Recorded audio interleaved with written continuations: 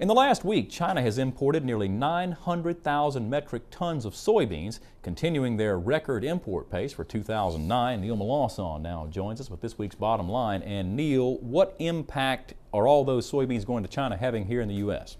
Well, Mike, you would think with such a huge crop right now growing in the fields, prices would be plummeting, but it's China that's keeping the markets afloat. However, as we move through harvest and the crop is finally accounted for, there's going to be a lot of demand on the back side of that harvest, especially as South America runs out of beans. Just this week, in fact, President Cristina Fernandez of Argentina rejected the lifting of taxes, especially for areas hard hit by drought down there. That's prompting many farm groups to promise new farm strikes, which will weaken the South American supply even further. When China does come looking for beans, the only place to go, particularly in early 2010, is right here in the U.S.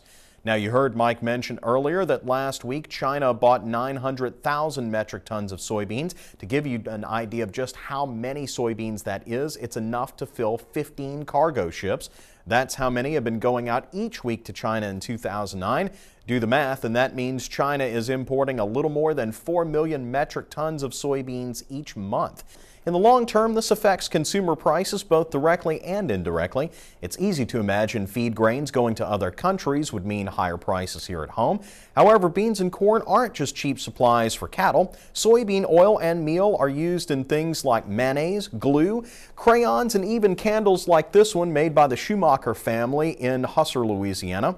It's also used in a bonding agent for many rubber products, such as the rim around the cameras we're using in the studio right now.